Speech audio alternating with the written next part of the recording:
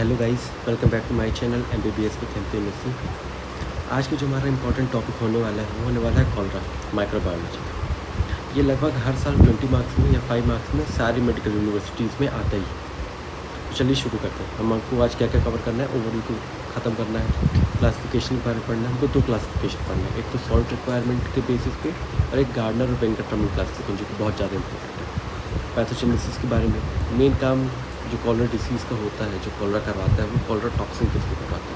तो हम cholera toxin के बारे में अच्छे से पढ़ेंगे, क्लिनिकल मैनिफेस्टेशंस देखेंगे और जो सबसे ज़्यादा इंपॉर्टेंट है वो है लैब डायग्नोसिस, वो भी देखेंगे। तो चलिए शुरू करते हैं। ठीक है, तो अब ये जो कॉलरा है ये विब्रियो कॉलरा के कारण होता है। विब्रियो कॉलरा के कारण होता है। अब ये जो विब्रियो कॉलरा है ये कर्व्ड शेप है। ठीक है, ये ग्राम निगेटिव है, ग्राम निगेटिव बेसिलाई है और एक्टिवली मोबाइल है। एक्टिवली मोबाइल है। अब मोबाइल क्यों है? Due to presence of single flagella, due to presence of single flagella, इसके कारण ये एक्टिवली मोबाइल है। ठीक है, मेन तो इतना ही आपको पढ़ना है ओवरव्यू के बारे में। अब हम पढ़ेंगे इसकी क्लासिफिकेशन के बारे में।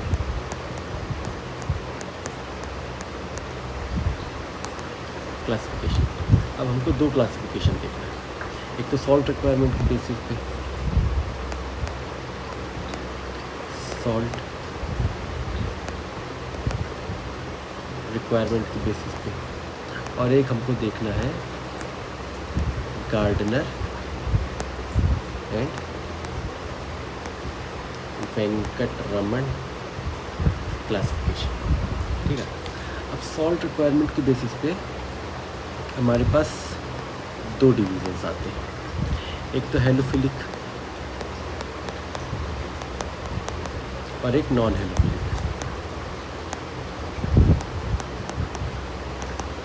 नॉन हेलोफिलिक, अभी जो हेलोफिलिक वाले होते हैं ये सॉल्ट के बिना ग्रो ही नहीं कर सकते, इनको सॉल्ट चाहिए ही चाहिए, और ये हाई सॉल्ट कंसंट्रेशन को टॉलरेट भी कर सकते हैं और हाई सॉल्ट कंसंट्रेशन पे ग्रो भी कर सकते हैं।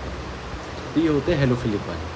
ठीक है, they can grow at high salt concentration. लगभग कितना 7 to 10% सॉल्ट कंसंट्रेशन इनको चाहिए ही चाहिए। ठीक है, ये विदाउट सॉल्ट ग्रो नहीं कर सकते। कैन नॉट ग्रो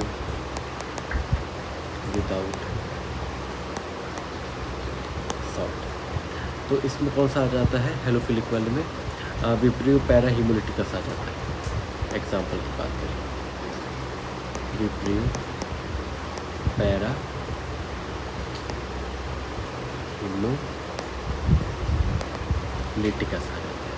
ठीक है, अब ये नॉन हेलोफिलिक वाले होते हैं, ये विदाउट सॉल्ट ग्रो कर सकते हैं, they can grow without salt, मगर 1% सॉल्ट कंसंट्रेशन इनको चाहिए। विदाउट सॉल्ट ग्रो कर जाएंगे, नो डाउट, अगर सॉल्ट नहीं ग्रो कर जाएंगे, पर फिर भी 1% सॉल्ट कंसंट्रेशन तो इनको चाहिए ही चाहिए। ठीक है, इसके एग्जांपल्स आ जाएंगे हमारा विब्रियो कॉलरा। ठीक है, ये था सॉल्ट। अब गार्डनर और वेंकटरमन क्लासिफिकेशन देखते हैं। ठीक है, गार्डनर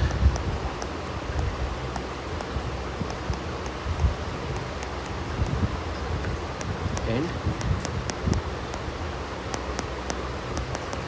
वेंकटरमन क्लासिफिकेशन। इन्होंने क्या किया, इन्होंने विब्रियो स्पीसीज उठाई। ठीक है, अब इसको पहले ग्रुप में बांटा। ठीक है, सबसे पहले इसको ग्रुप में बांटा। ठीक है, ग्रुप में कौन कौन आया? ग्रुप में आया vibrio cholera and other vibrio species. ठीक है, विब्रियो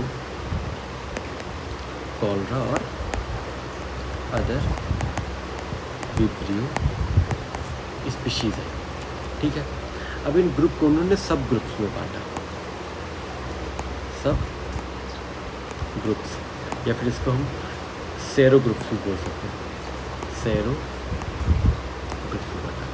अब सेरो ग्रुप्स में विब्रियो कॉलरा को 3 चीज़ों में बांटा।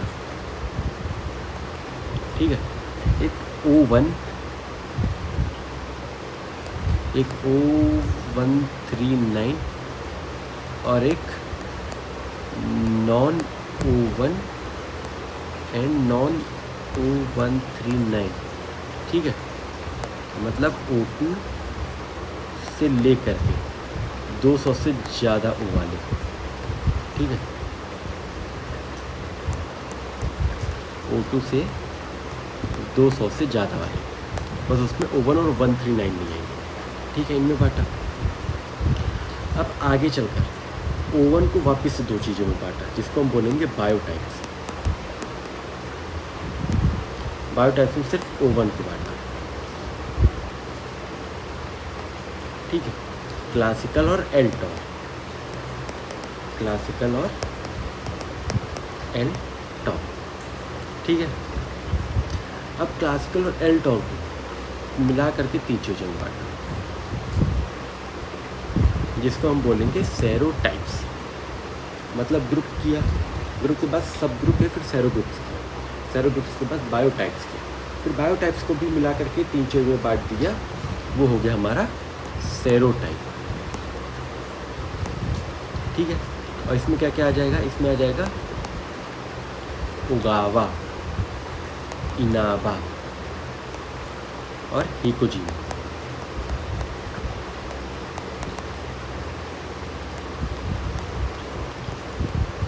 गाइस, ये आपके अपूर्व शास्त्री में भी ये वाला डायग्राम दिया है, वो वाली टेबल बनी हुई है। तो विब्रियो स्पीशीज उठाई, उसको विब्रियो कॉलरा में बांटा और अदर विब्रियो स्पीशीज में बांटी, तो ये हो गया ग्रुप। फिर विब्रियो कॉलरा जो ग्रुप बना उसको 3 सब ग्रुप्स में बांटा, O1, O139, और इन दोनों को हटा करके, मतलब O2 से लेकर के 200 से ज़्यादा सब ग्रुप्स में बांटा। ठीक है, फिर O1 को 2 बायोटाइप्स में बांटा, क्लासिकल और एल्टॉर। ठीक है, और फिर उन दोनों को मिला करके 3 सेरोटाइप्स बनाए, उगावा, इनाबा, हिकोजी। तो ये टेबल आपको याद होनी चाहिए। ठीक है, अब आते हैं पैथोजेनेसिस में।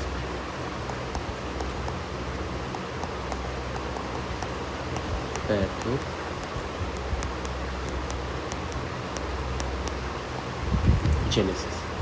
ठीक है, अब देखो पूरे कॉलरा के पैथोजेनेसिस में सबसे इम्पोर्टेंट टॉक्सिन कौन सा है? Cholera toxin. ठीक है, कॉलरा टॉक्सिन ही कॉलरा कराने का दमखम रखता है। Cholera toxin causes cholera disease. ठीक है, अब मोड ऑफ ट्रांसमिशन क्या होता है? भाई कंटेमिनेटेड फूड एंड वाटर से मोड ऑफ ट्रांसमिशन,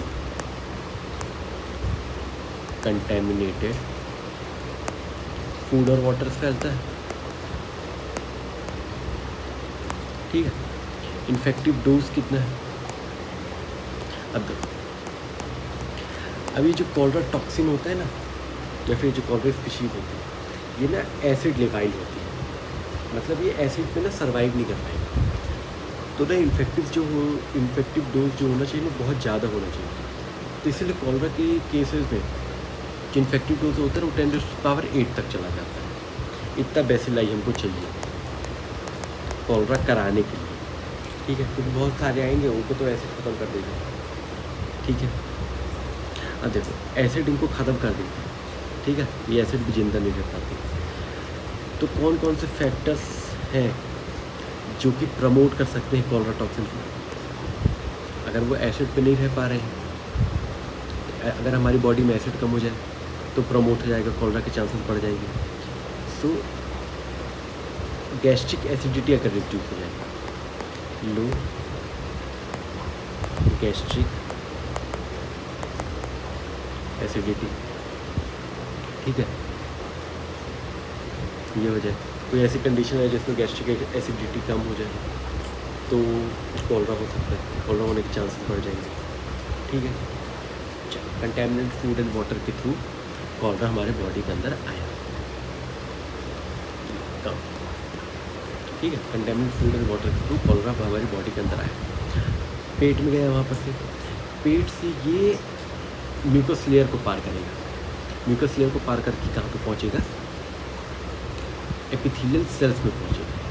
ठीक है, इसको इधर तक टेबल फ्लो चार्ट के थ्रू समझते हैं। कॉलरा, विब्रियो कॉलरा फूड के थ्रू आया स्टमक में,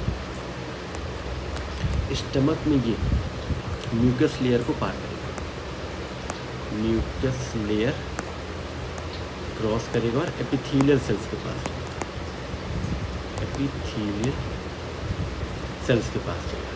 ठीक है, एपिथेलियल सेल्स में जाने के बाद इंटेस्टाइनल एपिथेलियम से अडेयर करेगा, मतलब चिपकेगा, अटैच टू इंटेस्टाइनल एपिथेलियम। ठीक है, इससे अटैच करेगा। ठीक है, इससे अटैच करने के बाद क्या करेगा, कॉलरा टॉक्सिन रिलीज करेगा। इससे अटैच करने के बाद ये रिलीज करेगा कॉलरा टॉक्सिन।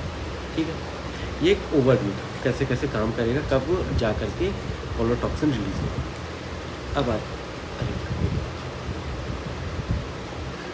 अब समझते हैं कहीं कहीं पर कुछ चीज़ें। ठीक है, म्यूकस लेयर क्रॉस करेगा, एपिथेलियल सेल्स के पास पहुँचेगा। ठीक है, ये जो काम होता है ना वो एपिथेलियल सेल्स के पास गया, ये कैसे कैसे होता है, एक तो उसकी हाई मोटिलिटी के कारण, हम यहाँ पर समझते हैं स्टेप। ठीक है, स्टमक में गया, स्टमक से म्यूकस लेयर को क्रॉस करेगा, वहाँ पर से एपिथेलियल सेल्स के पास जाएगा।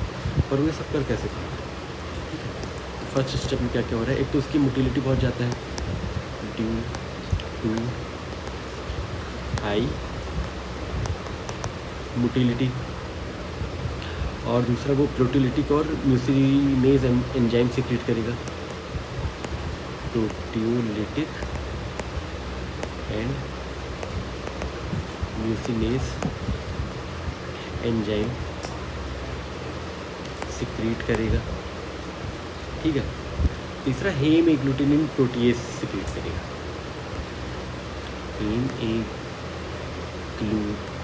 हेमएग्लूटिनिन प्रोटीएज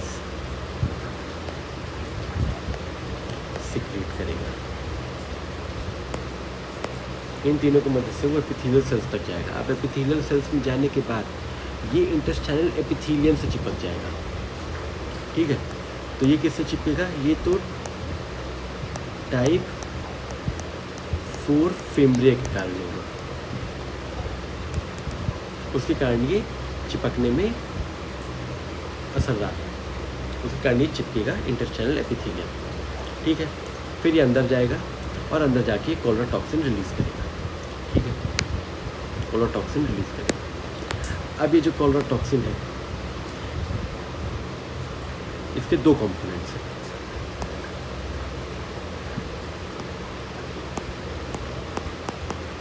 कॉलरा टॉक्सिन के दो कंपोनेंट्स हैं या फिर दो पेप्टाइड फ्रेगमेंट है, दो पेप्टाइड फ्रेगमेंट है।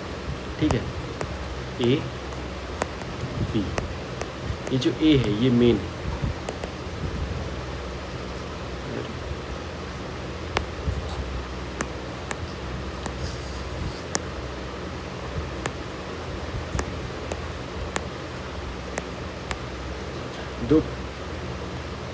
दो पेप्टाइड फ्रेगमेंट है, एक ए एक बी। ठीक है, ये जो ए है ये मेन है, ये जो बी है ये तो बाइंडिंग फ्रेगमेंट है, बाइंडिंग फ्रेगमेंट। ठीक है, अब ये जो बी है ये GM1 गैंग्लियोसाइड रिसेप्टर से बाइंड करेगा इंटेस्टाइनल एपिथेलियम में। इंटेस्टाइनल एपिथेलियम में एक GM1 गैंग्लियोसाइड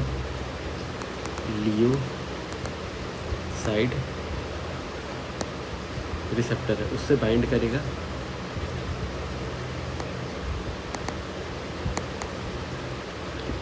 जिसके कारण ए फ्रेगमेंट का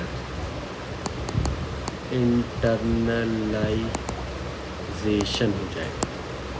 ठीक है, अब मेन काम करेगा ए। ठीक है, अब ए एक्टिव फ्रेगमेंट है। ठीक है, ये सबसे पहले जी प्रोटीन का क्या करवाएगा, राइबोसाइलेशन कराएगा। ठीक है, जी प्रोटीन का राइबोसाइलेशन कराएगा। राइबोसाइलेशन कराएगा तो एटीपी बनेगा। ठीक है, राइबोसाइलेशन कराएगा तो एटीपी बनेगा। अब ये जो एटीपी है ये CAMP बनाएगा। ठीक है, अब ये जो CAMP है ये जो है ये सोडियम और क्लोराइड ट्रांसपोर्ट सिस्टम पे काम करेगा। ये क्लोराइड ट्रांसपोर्ट सिस्टम को एक्टिवेट करेगा। ठीक है, और सोडियम ट्रांसपोर्ट सिस्टम को इनहिबिट करेगा, जिसके कारण होगा क्या, ये जो NaCl है ये एक्यूमुलेट होगा अंदर की तरफ। ठीक है, ये एक्यूमुलेट होगा अंदर की तरफ।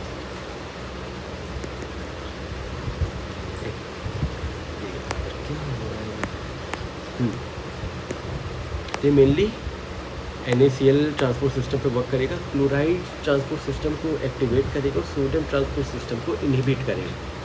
ठीक है, जिसके कारण क्रिप्ट सेल्स में या फिर इंटेस्टाइनल ल्यूमन में NaCl की कंसंट्रेशन बढ़ेगी। कहाँ पर, इंटेस्टाइनल ल्यूमन। ठीक है, जिसके कारण ऑस्मोलैलिटी को मेंटेन करने के लिए, टू मेंटेन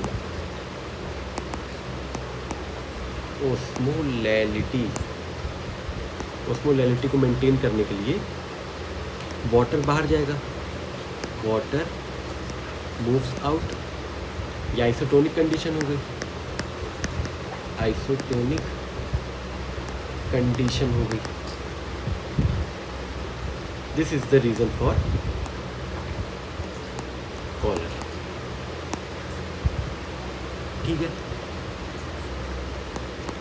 वाटरी डायरिया हो गया।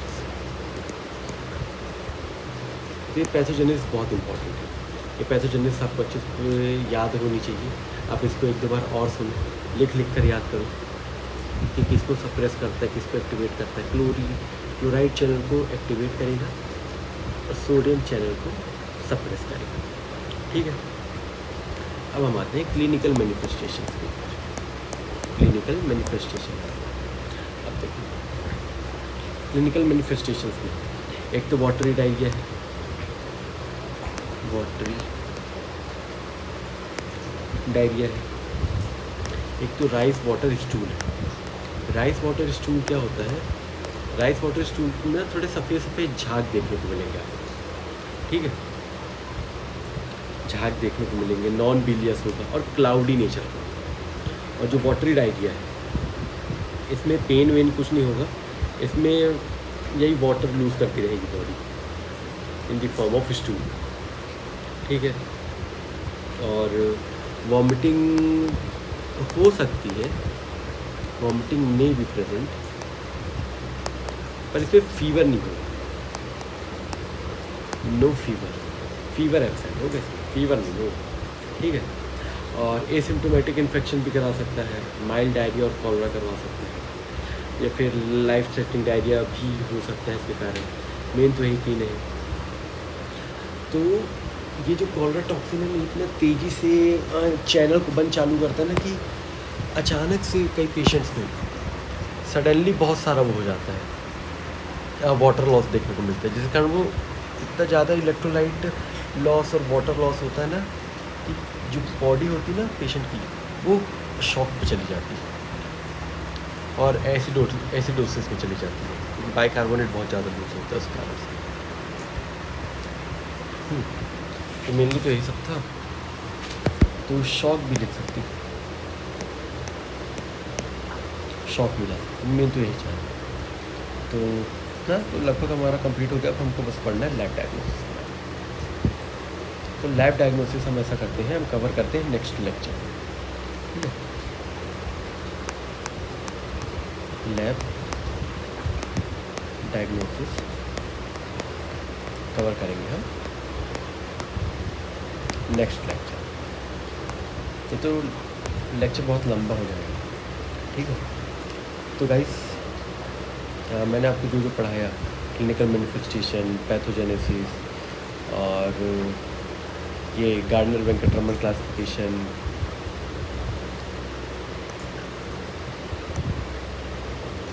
और एक सॉल्ट रिक्वायरमेंट वाला क्लासिफिकेशन और रिमूवल, ये सब आपको याद होना चाहिए। कॉलरा बहुत ही इंपॉर्टेंट टॉपिक, किसी भी मेडिकल यूनिवर्सिटी में आपकी में बहुत ज़्यादा इंपॉर्टेंट टॉपिक और लगभग हर साल रिपीट होता है। तो गाइस, अगर आपको मेरा पढ़ाई को समझ में आ रहा है, प्लीज़ मुझे सपोर्ट करो, मेरे चैनल को सब्सक्राइब करो, वीडियो को अपने दोस्तों के साथ शेयर करो, और मैं जहाँ पे गलती कर रहा हूँ आप मेरे को वो भी बताइए, ठीक है गाइस। ऐसे लेक्चर्स आते रहेंगे, बने रहिए मेरे चैनल पर। मिलते हैं अगले लेक्चर पर, जिसमें हम लैब डायग्नोसिस ऑफ कोल्ड्रा को कवर करेंगे और टॉपिक को करेंगे खत्म। Thank you guys.